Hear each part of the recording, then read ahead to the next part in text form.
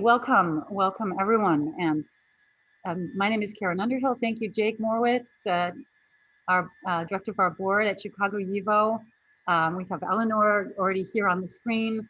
And I just want to welcome you. I hope some of you might be joining us for the first time. This is Chicago YIVO Society. We're an affiliate of the New York YIVO Institute for Jewish Research. And we've started to have this online presence that we can bring our programming, which we've been doing in Chicago for a couple decades. Now we can bring it to you in other parts of the country and the world. And I'm so glad you found out about us.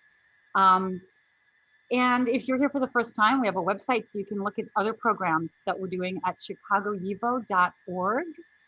And a pretty simple website, but it usually gives like a 1 or 2 month heads up on the next upcoming programs. So for example, we have coming up next a lecture in Russian with Boris Sandler, whom some of you may know, Ostebye и моих еврейских башмаках on Wednesday, August 4th. And on August, a little bit later in August, we've got Steve Gibbons coming up, playing a concert, Vanishing Worlds, Music in the Diaspora with Steve Gibbons. So we're an all volunteer affiliate, and we basically do this for our love of Yiddish culture, and we are grateful to people who want to send us some support, and you can do that online at chicagoyivo.org or by sending a check. And most of all, we're so delighted that you found out about us and that you're going to join us today. So I'm happy to be able to introduce and welcome Eleanor Bizzinski, a woman who is a great inspiration to me and also a dear friend. And she is an individual who is doing much to carry forward and keep alive the traditions of klezmer music and Yiddish song in many capacities, as a singer and a violinist, as a sound archivist, as a songwriter, a scholar, and as a participant and supporter of many different klezmer projects. So Eleanor is from Paris, and several years ago brought her energy and her talents to the US and to the YIVO Institute for Jewish Research, where she's currently a sound archivist. And she's also a member of the Klezmer Institute's Klezmer Archive Project and the Kiselgof Makonovetsky Digital Manuscript Project. And she has long been an avid collector of Yiddish music.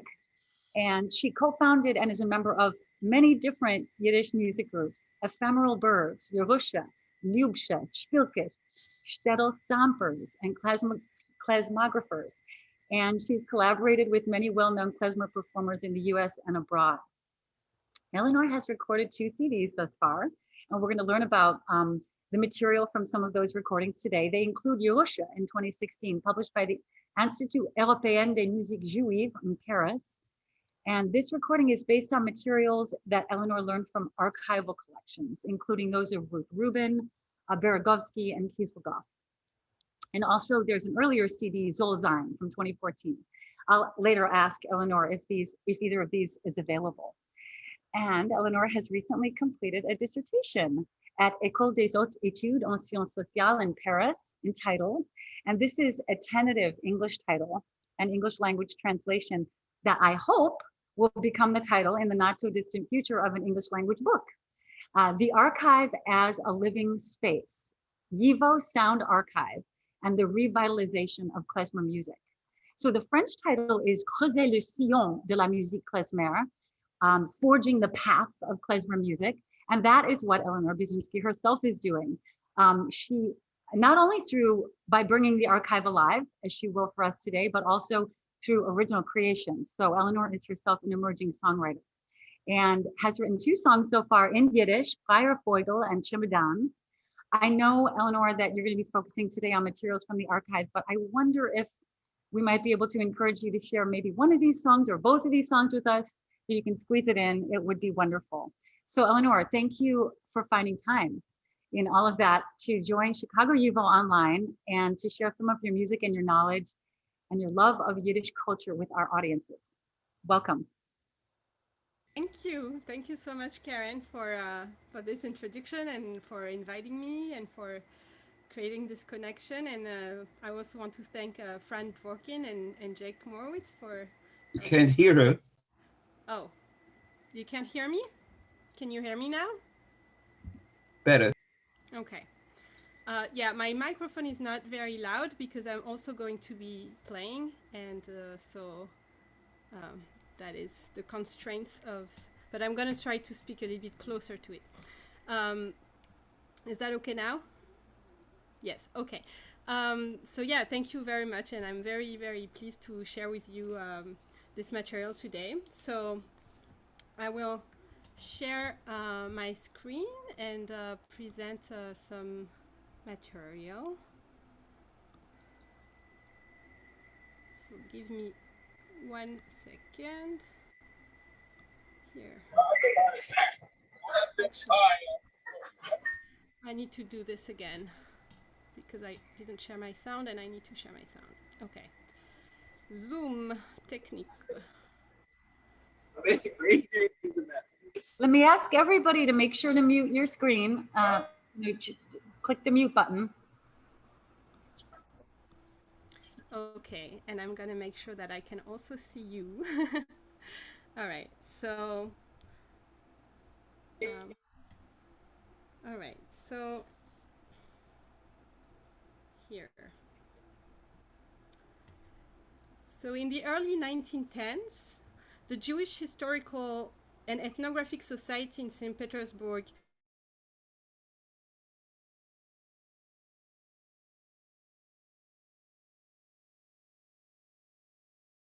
You're muted.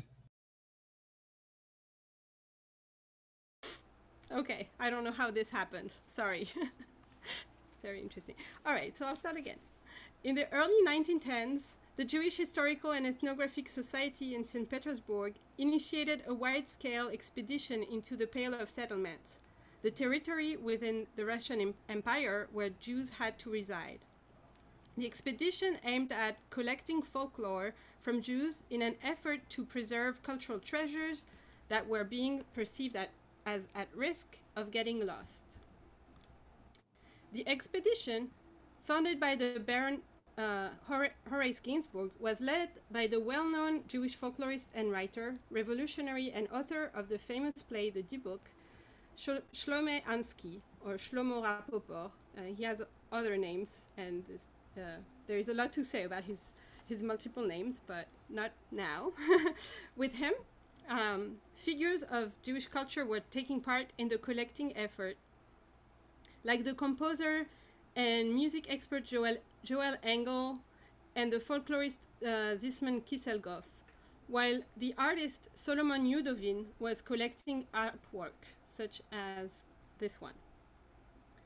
Between 1911 and 1914, when the First World War broke out and the expedition had to stop, the members of the expedition collected, among answers to an extensive questionnaire about the cycle of life, hundreds of recordings made on wax cylinders.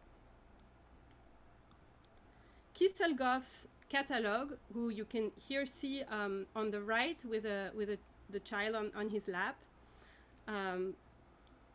his catalog itself includes close to 2,000 titles.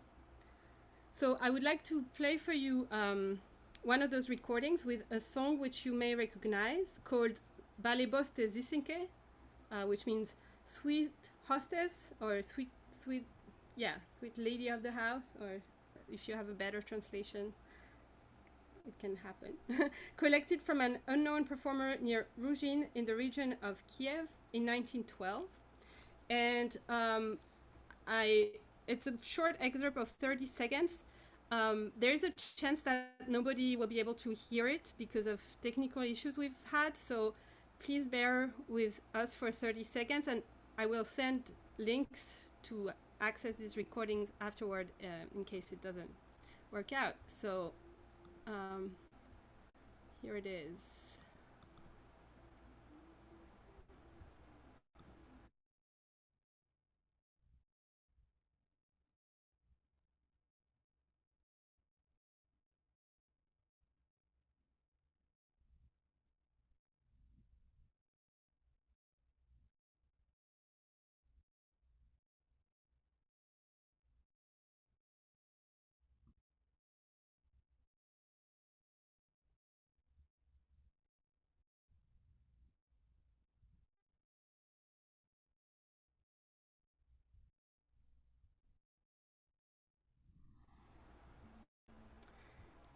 So now I would like to play another a tune also from Kiselgof's collection, which is called Volley. It's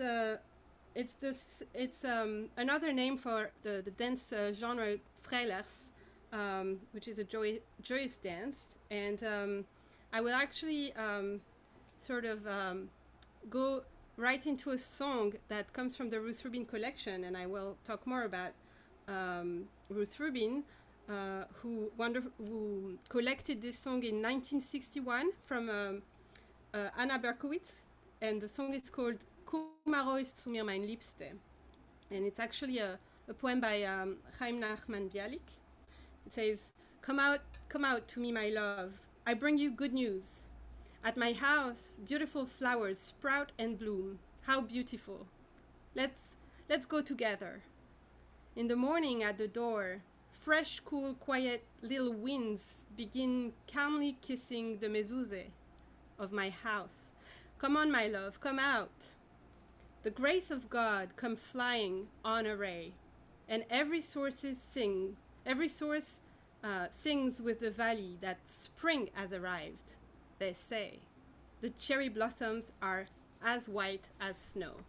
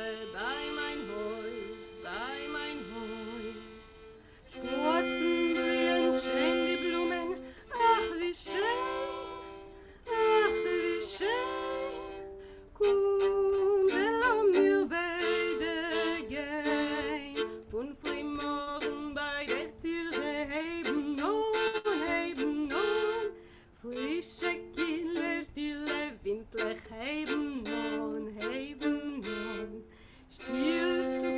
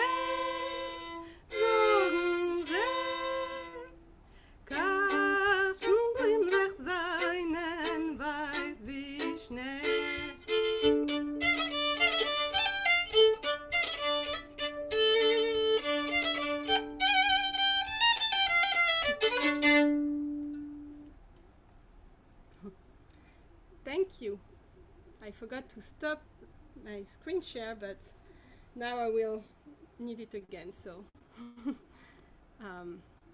this is the recording by Beregovski, and the book that was the 1915 publication of some of Kiselgof's material, from which I learned the tune I played, and Ruth Rubin, the website that I will talk more about. But before I talk more about Ruth Rubin, I would like to tell you about the most direct heir of Ansky and Kiselgof and the members of this extraordinary expedition. And this is Moshe Beregovsky. He was a pioneer in modern Jewish ethnomusicology, and he introduced the term klezmer music. Before him, the term meant in Yiddish a musician. And between 1929 and 1947, he was the only one to collect Jewish music on wax cylinders, except for Sofia Magid, who was another collector, a woman collector who was working independently in St. Petersburg. And it is not attested that they were communicated. We don't know for sure if they were in touch. But by the mid-1940s, he had amassed 7,000 musical documents, including the cylinders from the Ansky expedition and the Zusman Kiselgof's collection, which he catalogued. So only a portion of the 5 volumes that he had prepared for publication were actually published, including the one on Jewish instrumental folk music, which is where the next tune I will play come from. And there was a edition in a Russian edition in the late 1980s, and another one in 2001, and a more recent one in 2015. And it's still being revised, and I think there is another one coming up. And the Old Jewish Folk Music edited by Max Lubin. And I will also talk more later about several really interesting projects that happened during the pandemic related to Moshe Beregovsky. But I will first play a couple of skotchnies, which are which may sound like dance tunes, but sometimes are listening tunes. And I think that's probably the case for these 2 tunes from Vinica, which were notated by informants of Beregovsky in the 30s.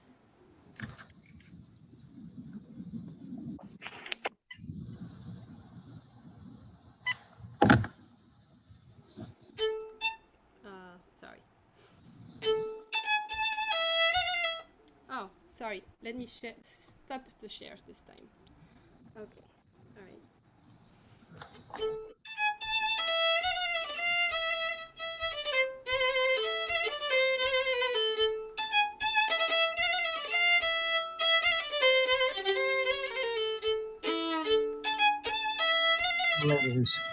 The singer is also playing violin.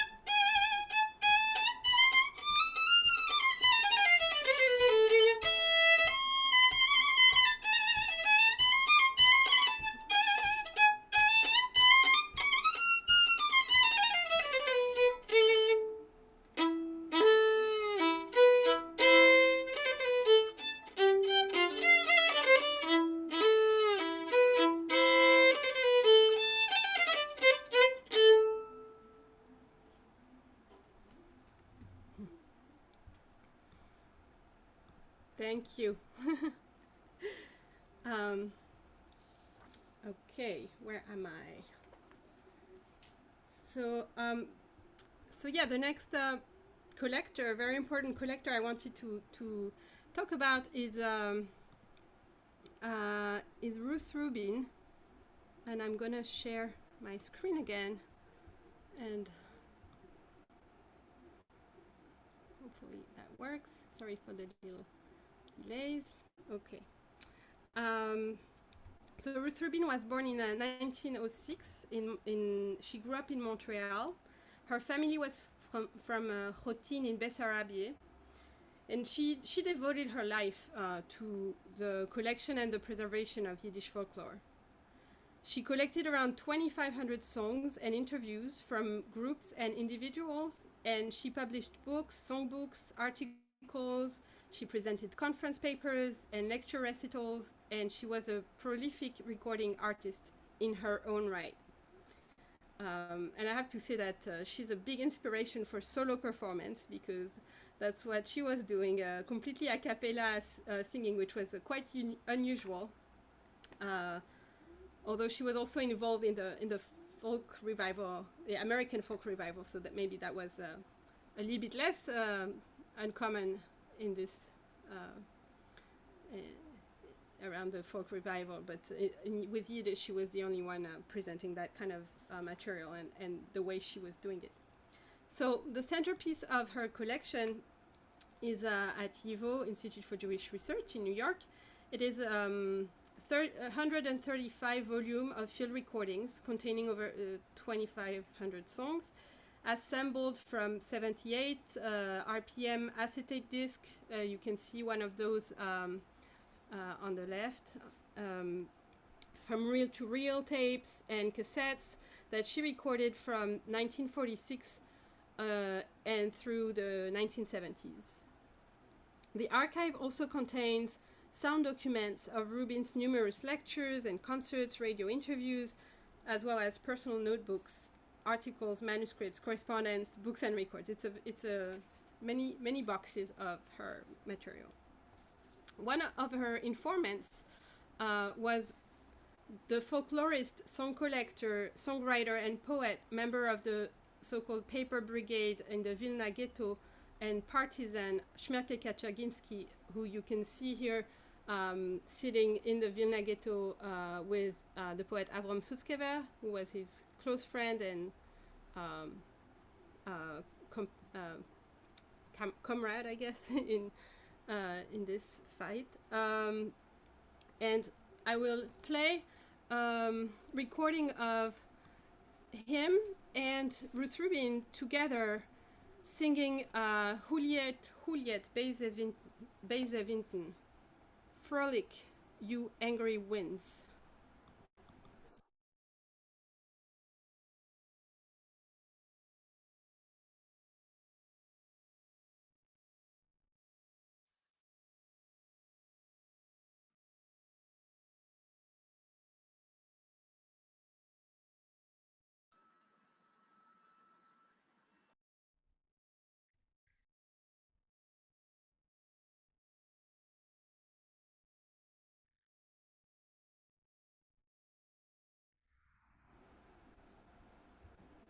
Yeah, I find it very moving to hear their voice together, and so this is the how it looks like on the websites that you can access, ruthrubin.yivo.org.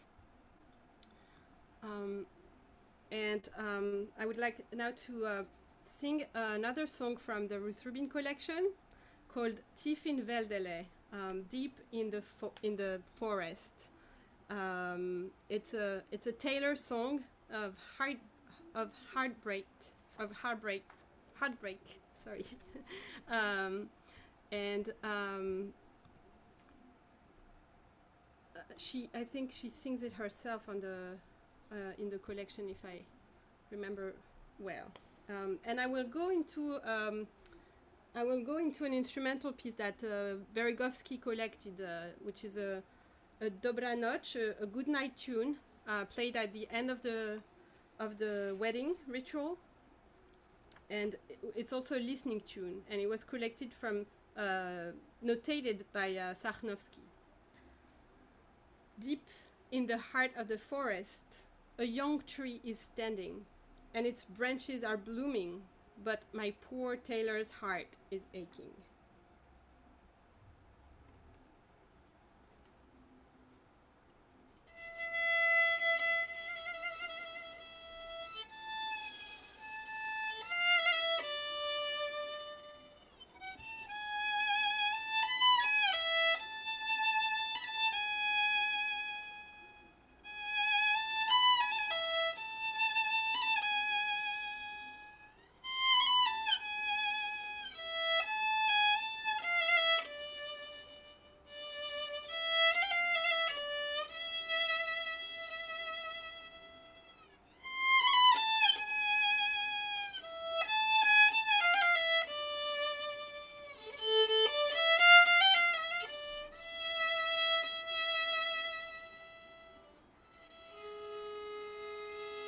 Tief in Wälderle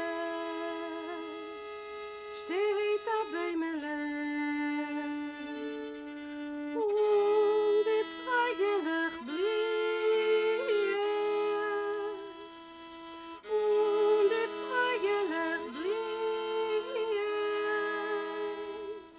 und bei mir am Schneiderhof tut mein Herz ziehen. Und bei mir am Schneiderhof tut mein Herz ziehen. Heute bei Mele wächst der Zweigele und die Blätter zwieten und die Blätter zwieten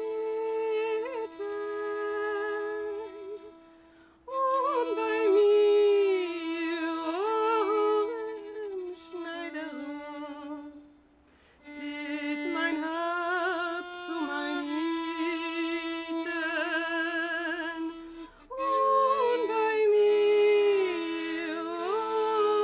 am Schneiderhof zieht mein Herz zu meinen Nieten.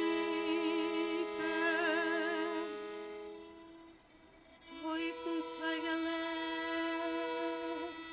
steht der Fegele und das Fegele pischte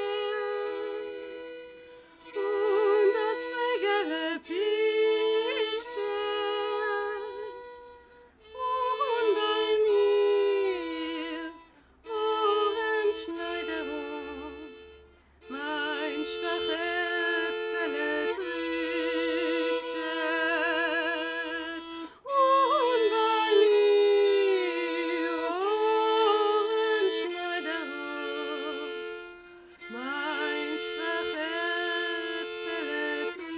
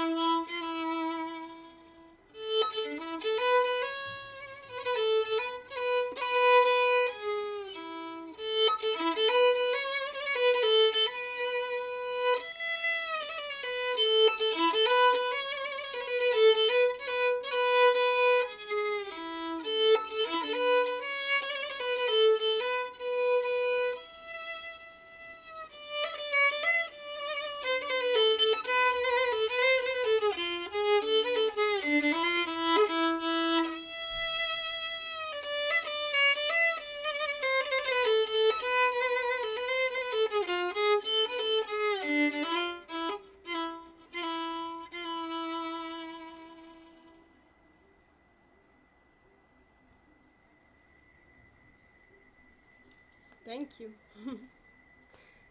So I would like to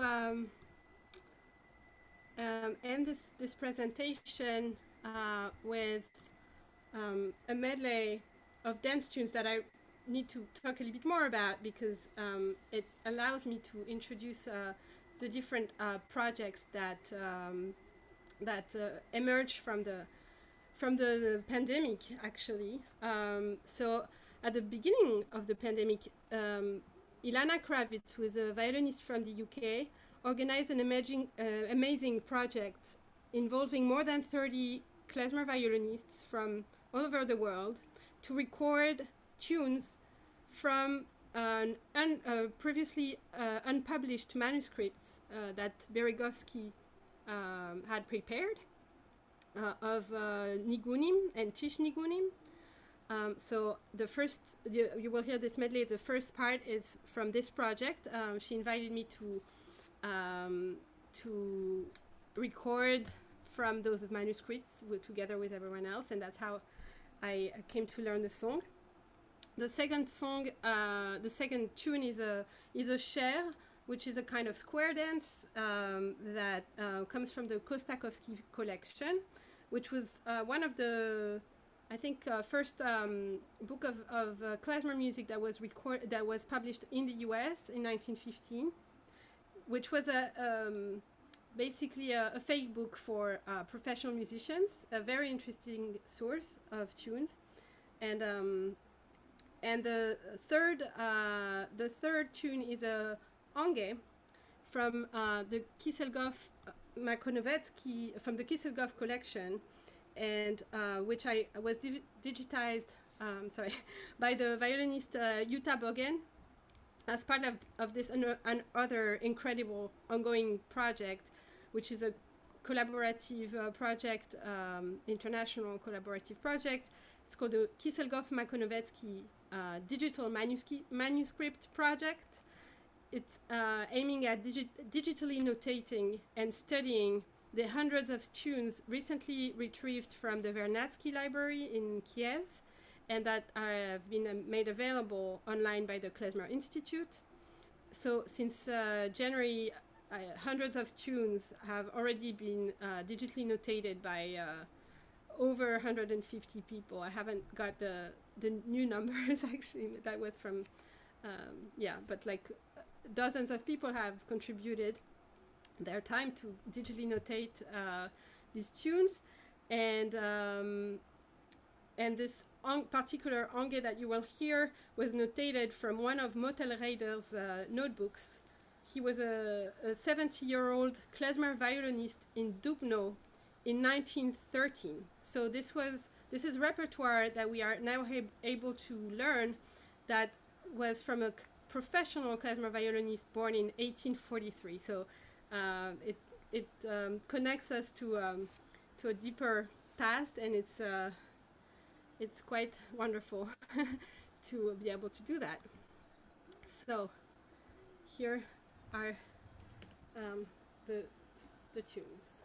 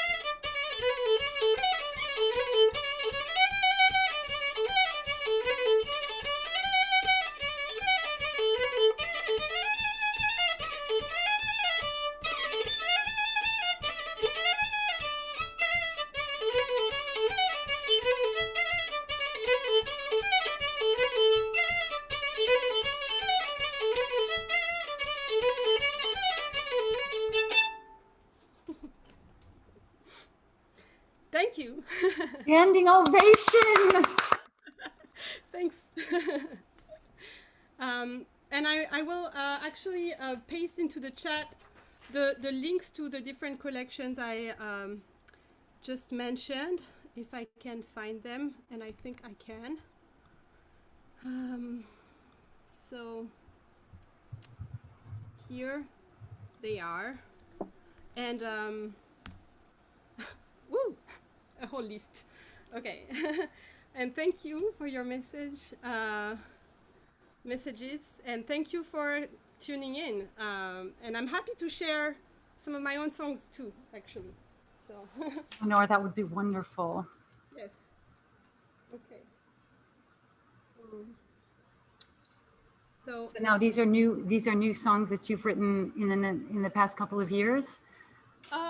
so the creative process is actually a bit longer, but yes, they actually came.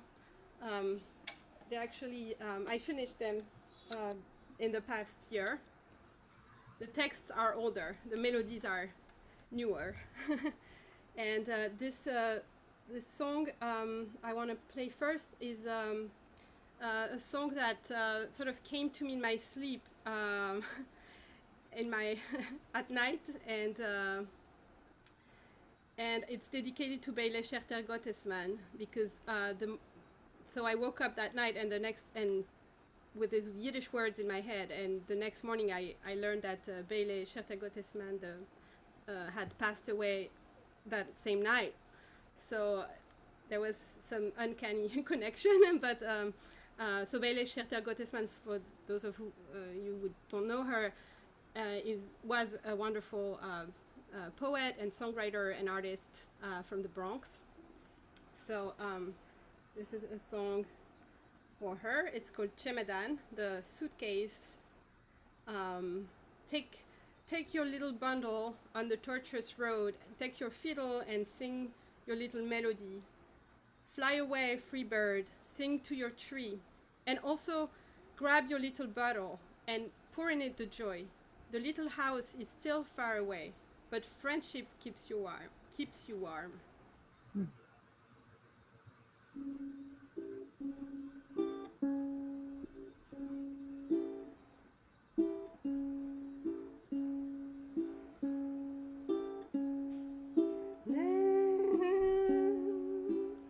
Oh, this is, sorry, it's hard to go from that to this. So I'll start again.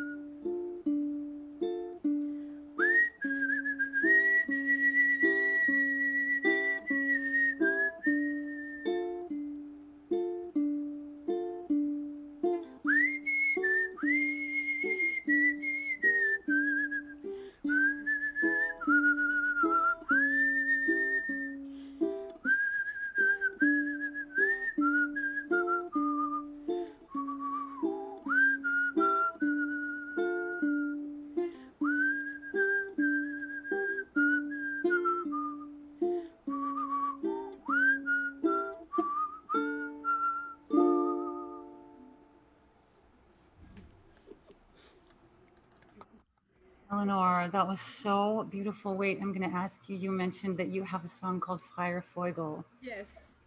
Will you share it with us? Yes, I will. It's a Okay. lighter one. Okay. It's a song about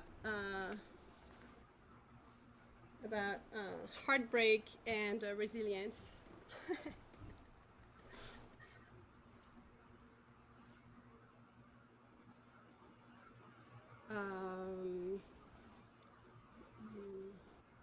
Yeah.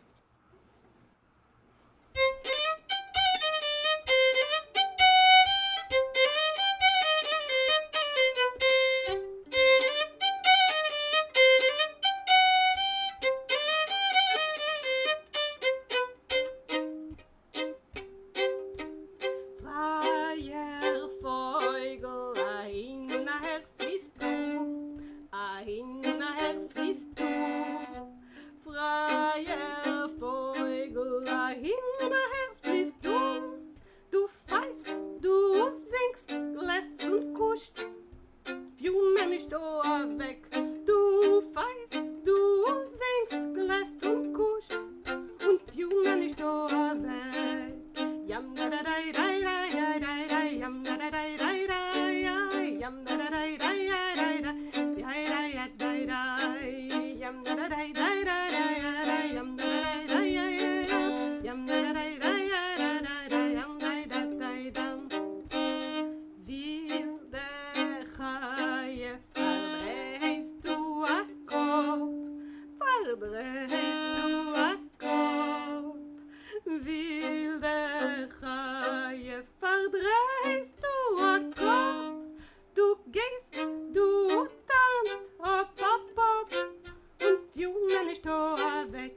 Du gehst, du tanzt, hopp, hopp, hopp, und Junge nicht da weg.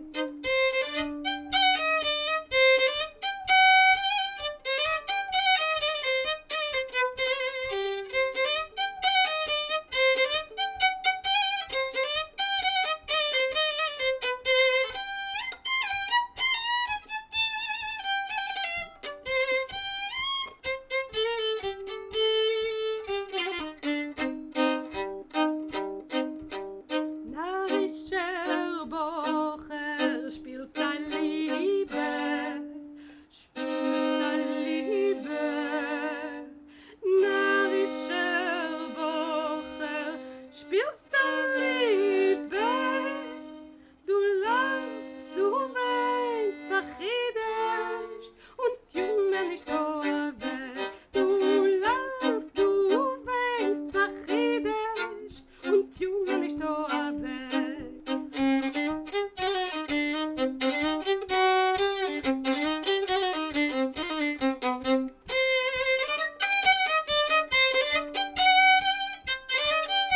Und Junge nicht da weg.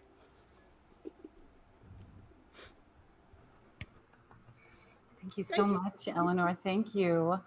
So we are so lucky. This is just amazing to have this intimate chance to learn about your music, to learn this history. We're dancing with our feet and our hearts. Thank you so much. And so how do we find out more about you? You have a webpage? I do. I think EleanorBiezunski.com. Yes. Let me write that in.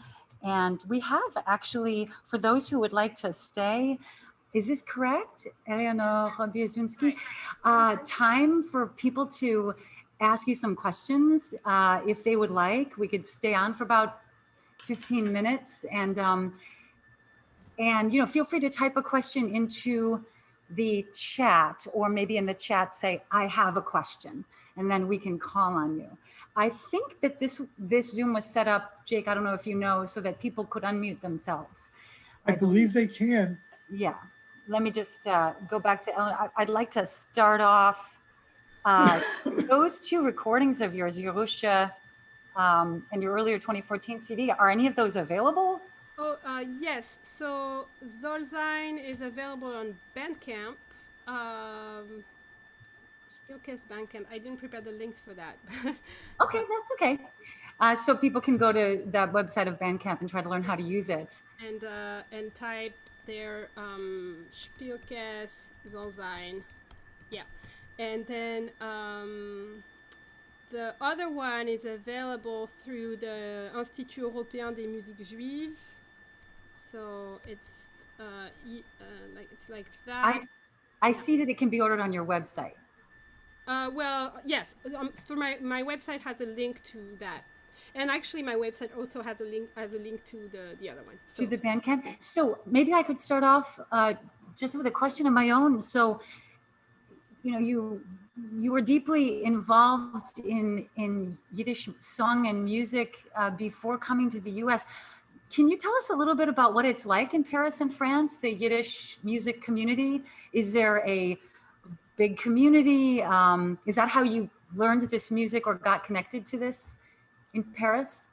Yes, I studied learning Yiddish in Paris, and I started doing klezmer workshops in Paris at the Maison de la Culture Yiddish, and I sort of and I'm going to say hi to my mom, Isabelle, because she's partly responsible for this. Hi, Mom. And yeah, so I grew up in a sort of Yiddish secular environment, so there was Yiddish around me. In Paris is actually a pretty important Yiddish cultural center still today. It was already in the interwar, and after the war was thought to be someone is knocking at my door, but I'm not going to get it right now. Was thought to be a place for reconstructing the Jewish life after the war in Europe, and it was a big also transit place for people to go to other places. So there was a big culture happening there, and nowadays there are 2 Yiddish cultural centers, which used to be one, but Medem and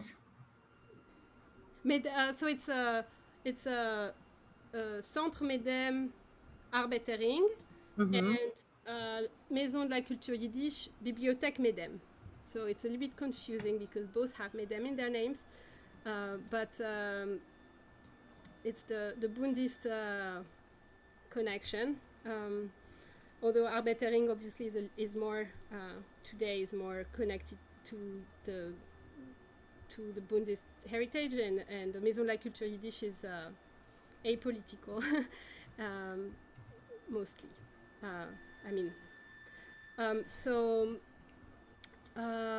Yeah, and I mean, as for me,